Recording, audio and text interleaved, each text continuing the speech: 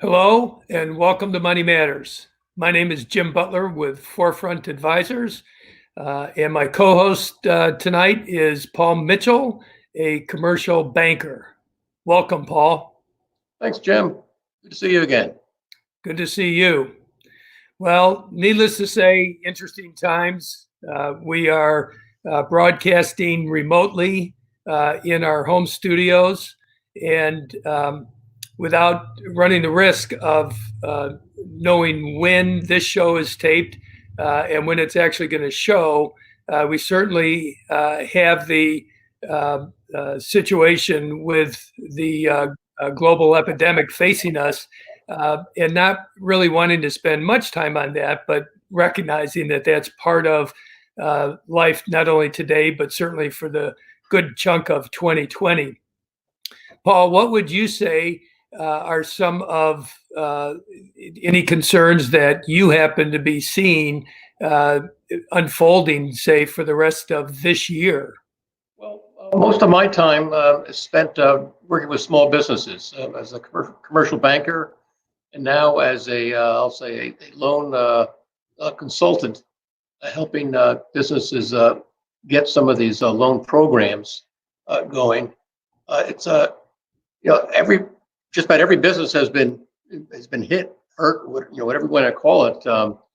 I serve as a trustee on a nonprofit school for autistic kids and all, and the campus is vacant.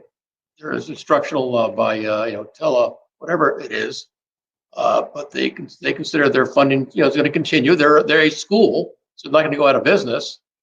Question is, will funding be cut, et cetera? Will people have to take decreases? Who knows? There's a lot of unknown there. But for businesses, golly, it's a bear out there, and dealing with these government programs is not easy either. If you don't cross the right T or the right whatever, you may not be turned down, but you're just put to the side, and you find out later, type of thing. Paul, do you think the underwriting requirements will be easier or more difficult, more stringent as we go forward? Well, the government programs are very, very loose in terms of credit-wise. Basically, like, you have a need, are you a legitimate company type of thing? Can you prove what you want the money for and how you spend it later on? In terms of criteria going forward and that type of thing, I mean, a responsible bank, a responsible lender has to be able to feel assured that the business is going to have sufficient cash flow to repay the loan. Ouch. Historically, not the last 30 days or prospectively. So that's going to be tough. It's the government's position, I guess, to kind of help out there. But golly, some years back, there was this thing called the savings and loan crisis, when savings and loans were permitted to make commercial loans, and that was a disaster. Banks on their own, making their own decisions. So it's going to be tough, absolutely. Well, you know what I think of as I'm listening to you is you go back roughly 12 years ago in the 2008 subprime situation and the housing bubble experience. Creates the value so they can sell them later on. And they have lots of money, but they're not supposed to be, at least they don't think they're supposed to be using the money to shore up a flailing company. Right. So if you look into 2021, do you see underwriting requirements actually tightening up because of what you're touching on? As a banker, I'd have to say yes. So what you have to do is find more creative bankers, creative lenders, creative investors, creative, whatever you want to call them, that say, well, things are going to improve. So maybe the financing is going to be a little more expensive, which, relatively speaking, is not still that bad a prospect. I mean, I've been in banking for over 30 years, and if you got a loan at prime plus one at 7-8%, 20 years ago, you're a good solid company. Now, if somebody just gets a loan at 3 or 3.5%, they feel they're being mistreated. These rates are so low. So if rates are going to be 7 or 10% later on for the higher risk, I would say deal with it. Get on with it. Seize the opportunity. So here's a question along these lines, and it has to do with something that I think most of us have heard about, and that is the shadow banking system. Uh, can you help our viewers understand that a little bit more, and to what extent that may expand into next year? Give me a couple examples of what you mean by shadow banking. Sounds Well, scary. when I think of shadow Sounds banking, dark. when I think of it, I think of the non-traditional lending sources, such as instead of a commercial bank, whether it's a Right. national or Yes. regional bank. Yeah. Yes, I can definitely see that growing. I mean, there was relatively little of that 20 years ago. And during other bad times and banking downturns and that type of thing, these other outfits came in and started sucking up a lot of the traditional bank business. A lot of it is very, very expensive. I mean, it's beyond what I would call creative, okay? Could be predatory. That's where you want to draw the line. It's just not worth it if you're going to end up paying 30 to 40% on an annualized basis, internal rate of return between fees and whatever's. How can you make a profit after that? But something between traditional banking and that type of stuff, I would imagine would grow some more. But you got to make sure you're dealing with honest, straight people because you get 30, 40, 50%. You may not be dealing with the shadows. You may be dealing with the dark side. Right. So maybe one of the outgrowths from what we're experiencing this year is for consumers, whether it be us as individuals or the small business owner, to be that much more discerning with whom they place their trust and who they do business with. More background checks, maybe to some extent, if it's Ab- credit. Absolutely, absolutely. I mean, if you're a bank, you've got the FDIC, you've got the government regulations up the kazoo, et cetera, et cetera. Non-banks don't have that. That's why they can be more creative, more liberal. Right, right. Now, another comment about that: coming out of the Great Recession, you know, the businesses weren't borrowing as much as banks had anticipated that they would, because a lot of those people got hurt were still very cautious 7, 8, 9 years later. Right, right. Well, this is certainly going to be with us for several years. There's no doubt. 2020 is going to go down as a year, as lessons learned in more than one way. Let's shift our attention, if we could, momentarily to a question that is written in by Janet Shell of Philadelphia. She's asking the question, what are some strong businesses for bad times? And let's just say 2020 is a bad or less good time. How would you answer her question, Paul? It's a very difficult question to answer. It's impossible to answer specifically. If you talk about businesses, are you actually suggesting that I or you would name 3 or 4 specific businesses, ABC Inc.? Or are you talking about more like industries, the banking industry, the mining industry, the technology industries, or something like that? Because no matter how you slice and dice it, it goes down to that individual company. You've got to spend the time, do the homework, look at its financials, look at the background, look at its competition, look at its customers, et cetera, et cetera, et cetera. The most probably opportune approach would be those companies that you think are convinced will come back the most. There's some investment people out there that are taking advantage of really battered industries. I heard of one in the cruise industry, a major company in the cruise industry that an international investment firm took a major stake in it because the stock is so beaten down. Will it disappear completely? Unlikely. Um, you got to be cautious, but you got to do your homework. That's number one. You can't just say, well, and listen to somebody say, gee, I think this company is really going to come back.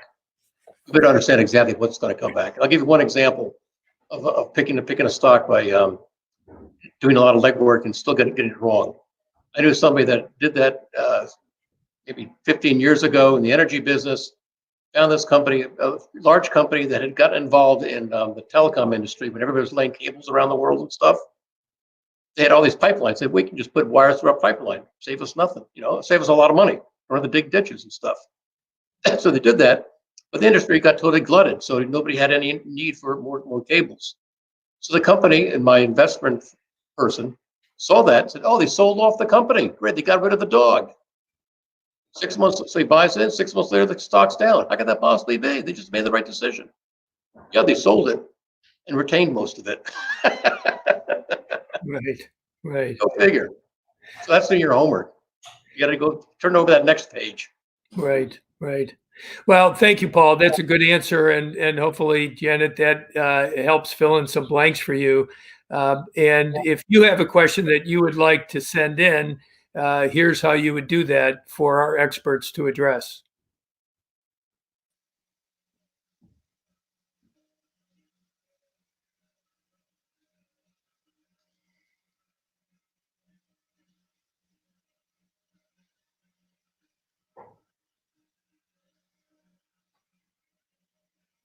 So our guest today is Chris Tabakin with IHI International. He's president and CEO. Welcome to the show, Chris. Thank you very much, Jim. Really Well, appreciate the time. absolutely. And maybe to lay the groundwork for our audience, why don't you tell us briefly who is IHI and a little bit of your background, and we can go from there. Great. Well, thank you. IHI International, or In His Image International is our registered name, is a nonprofit 501c3 organization that supports, we say, VIPs, which are vulnerable international people or populations. And predominantly we focus on people with disabilities, but not exclusively. And all of our projects are international around the world. My background has always been, my career has been in nonprofit human services. I did my undergraduate degree in special education, minor in psychology, and then went on to do a master's in nonprofit administration, and then found that my skill set was really best suited for more of the administrative side of human services. So right out of undergrad, I went right into administration at a nonprofit called Melmark in Pennsylvania and Massachusetts. And I really just loved what I was doing, but I had the opportunity to travel a lot. And what I kept seeing, and both traveling for fun and for like mission work through my church and through volunteering and humanitarian work, was that the needs in particular of people with disabilities in a lot of third world countries were just so significant, and just reached a point where I knew I was being called to do more, and so decided to leave my full-time job that I loved and found the organization. So you're a founding member of the organization? Yes, there were three founding members, and we're still very small. We were founded in 2014, and then we got our 501c3 in 2015, and we kind of took off from there. So when you identify a location to work in, how do you do that? Well, it's been all organic, really, in nature. The first was a previous relationship and connection in Uganda. And then moving on from there, it was just through different, basically, introductions. Our work in Iraq was because of someone that I went to high school with. Her husband is a country director for our partner organization there. So it's really just been organic. But there are three pillars that we operate from that are musts in any area. The first is permanency in the country. We have to have a local partner that we can partner with. The second is for a whole variety of different reasons. Two is we have to have trust, and the trust has to be reciprocal, meaning that obviously we have to trust our partner organizations in the countries. We're talking about grants, finances, as well as volunteers. And they have to trust us that we're going to bring expertise to them. Unfortunately, I've seen scenarios where well-meaning people who really didn't have expertise ended up doing more harm than good. So they have to have trust that we have their best interest in mind, and that we're going to find the best people that are out there to help. And then the last one is capacity. They have to have some level of capacity for us to partner with them to help build and raise them up, and so they can continue the work all year round when we're not there, because we're not there permanently.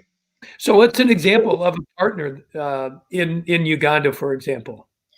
Sure. We have actually now several partners in Uganda, but the first is an organization called KACHID, and they're what's called a NGO, non-governmental organization. It's basically the equivalent of a nonprofit here in the U.S., and they do work with their community, and they do work in a variety of different areas, supporting elderly, supporting children and adults with disabilities.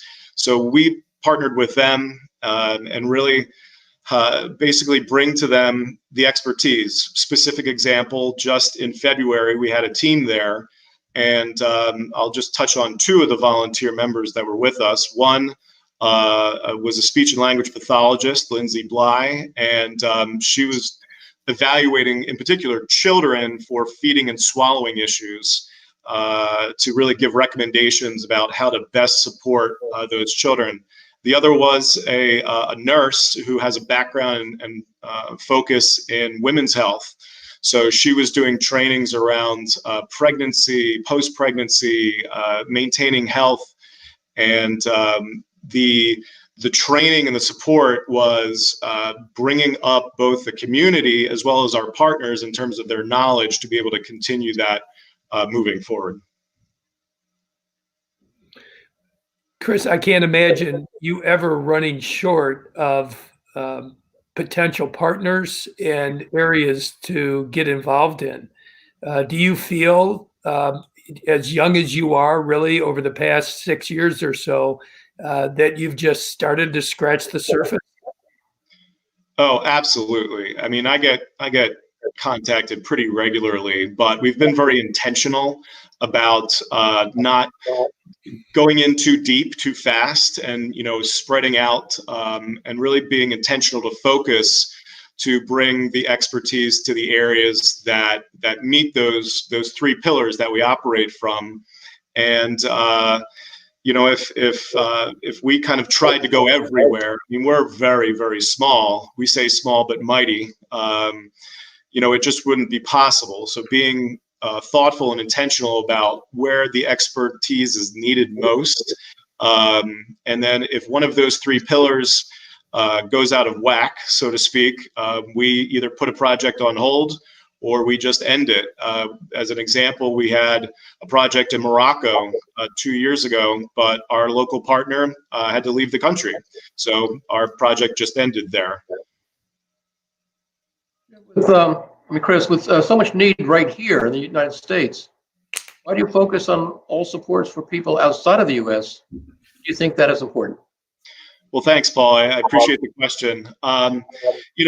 Everybody has kind of their own individual answer to that. I ask volunteers that, why they're interested in going and volunteering in that capacity. So everybody has their own answer, but mine really is that,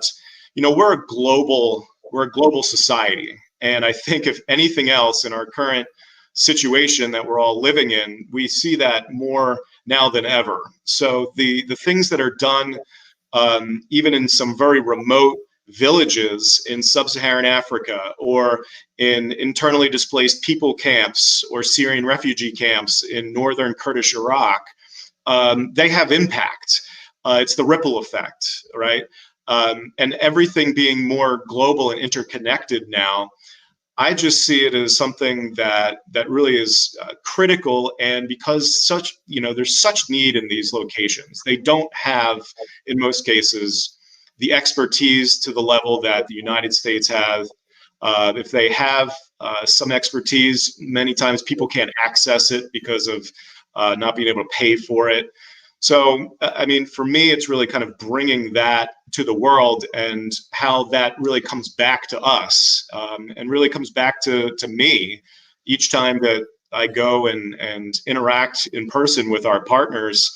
There are things that I bring back personally, culturally, that I try and integrate into my life here. Do you see yourself, Chris, expanding at some point in such a way that you would have more locations in the U.S., more manpower, so to speak, so that you could reach even more people? Or are you going to take that growth more slowly for reasons that you touched on? Well, again, we're going to be very intentional and have been. If you would have asked me the same question 45 days ago, I would have had a very different answer. Yes, I would love, God willing, to continue to grow, to be able to bring the expertise to more people that need it. Given what's currently going on, everything's really kind of on pause, and we're in the midst of really kind of recalibrating how we're going to approach in this time, because we're honestly very limited. Obviously, a lot of our most effective work is in person, and that can't happen right now. But we've done some very effective trainings and support over video, just like this. And so we're going to explore that more with what our partners really need. It's kind of interesting, though, because based on the fact that really the COVID-19 virus has not really reached sub-Saharan Africa, it appears. I was just looking at some numbers yesterday, and in Uganda, there were 52 cases and no deaths. Right. So obviously there's something hasn't reached there yet, or obviously there's reporting things as well. But in northern Iraq, they're over 1,000, and they've had, I think, as of yesterday, like 60 deaths. So where they are in their shelter in place in northern Iraq is different than what is going on in our project location in Uganda or Malawi. So it's kind of going to be progressive in nature to see, they're focusing on survival, getting by the way that a lot of people are here. And, once that kind of stabilizes a little bit and they're kind of in a groove, so to speak, then, what can we do to really bring some things while we're still a bit limited in terms of going in person? Take that thought and go out 5 years. And that touches on a question with regards to where you would like to see IHI in that time frame, say 5 years and even beyond. What's kind of between you and your partners, your dream as far as where you'd like to be able to take your level of services? Sure. I mean, I would love to have a relatively small to medium-sized organization. Nothing to the Red Cross level size I would really ever foresee, because we're really very, again, I'm using the word intentional because we're very focused and intentional about the things that we do and bring to the locations. That to grow too quickly, certainly, or too big, I think would begin to kind of level that out a little bit more than keep it at the higher level of the focus and expertise. As of right now, basically, we're small enough that I essentially interview all the people that are interested in volunteering and vet them. And a lot of them are people that I actually have worked with. And they're the best in the field. They're the best at what they do. And those are the people that I want to bring to those needs, because quite frankly, they deserve it. And to grow too much without kind of that level of infrastructure, I wouldn't feel comfortable with. And so we'll really see 5 years from now if things kind of level out through 2020 and 2021. We're fully donor based. And obviously, I'm encouraging people right now, we need to be supporting our neighbors, right? We need to be supporting local organizations and food pantries and donating to them, because this is our community. These are our people. So once we get past that, what support will look like, not sure. But, basically it comes down to, I want to make sure we keep the high level of support. And yes, to support as many people as possible. We could stay in just the project countries, and I mean, the needs are almost endless just there. But there are opportunities in different locations that we can really connect in with, and also based on volunteers' comfort level. Some people are not comfortable going to Uganda, where we operate, because it's a little more difficult, rough from a comfort standpoint. Other volunteers, they're interested in bringing their expertise, but they want to be able to have a little bit more of a expectation of comfort, and that's great. We can work with both. So it's really kind of based on that as well. I just wonder if a result of what we're going through with this COVID virus in 2020 and even beyond, if that's not going to just open up, for lack of a better term, I'll say more hearts or more grace from people in wanting to get involved in volunteerism, to give back, whether it's, as you say, in our communities right here in our backyard, and even internationally, because now, our views have changed. We're no longer, just the neighborhood in which we live or the state where we reside. Yes, we are, but it goes much more beyond that, as you've pointed out. So I just wonder if this experience that we're going through, and certainly there will be more, we know that, if it won't, just maybe play into your hand in a positive way as we look into the future. Jim, I really hope it's both, honestly. I think one of the interesting things that's going on right now is, in the most disconnected time physically, I feel like there's a greater social, interpersonal connectedness that is occurring and going on. And that's a good thing.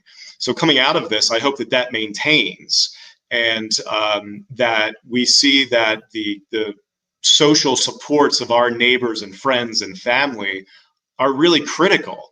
And that translates over into people's passions are both local and, again, international. And that hopeful unity and bringing together can then translate into those that really desire to work overseas being able to do that more so. So my hope really is that coming out of this, that it's both.